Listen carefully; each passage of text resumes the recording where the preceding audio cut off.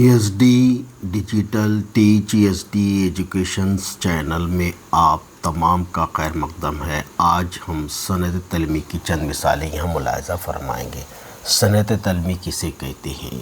علم بدیع کی اصطلاح میں شاعر کا اپنے کلام میں یا نثر نگار کا اپنی نثر میں کسی مشہور تاریخی واقعے، روایت، قصے، شخص، جگہ، قرآنی آیت یا حدیث کی طرف اشارہ کرنا سند تعلیمی کہلاتا ہے۔ مثال کے طور پر دیکھیے، بے قطر کود پڑا آتش نمرود عشق، عقل ہے محو تماشائے لبِ بام ابھی۔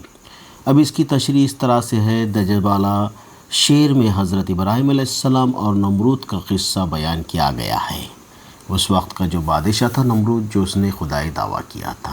اب سند تعلیمی کی تعریف: جب شاعر اپنے کسی شعر میں کسی تاریخی واقعہ، قصہ یا قرآنی آیت کا ذکر کرتا ہے تو اسے سند تعلیمی کہتے ہیں۔ مثال کے طور پہ، کیا وہ نمرود کی خدائی تھی؟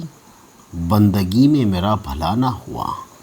اب یہاں پر نمرود ایک بہت بڑا بادشاہ گزرا ہے جس نے خدا کا دعویٰ کیا تھا۔ اللہ رب العزت نے اس کو غرق کر دیا۔ تو کہنے کا مقصد کہ نمرود کی خدائی میں بندگی کا کوئی بھلا نہیں ہوا۔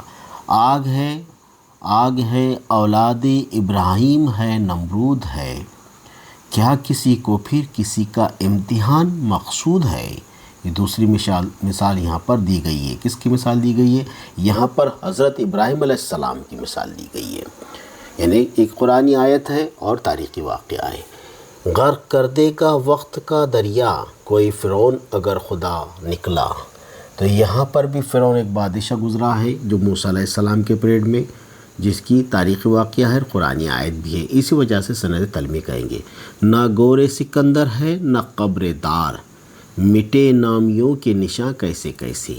اب یہاں پر جو ہے تو اس میں بھی ایک بات کو بتایا گیا ہے کہ سند تعلیمی ہے۔ اس میں بھی ایک قرآنی آیت ہے اور اسی کے ساتھ تاریخی واقعات ہے۔ اور آپ کو اگر یہ ویڈیو پسند آئی ہے، امید کرتے ہیں آپ کو یہ ویڈیو پسند آئی تو اسے لائک کیجئے، شیئر کیجئے اور کمنٹس کیجئے اور سبسکرائب کیجئے، کیونکہ ہر آنے والی ویڈیو آپ تک آسانی سے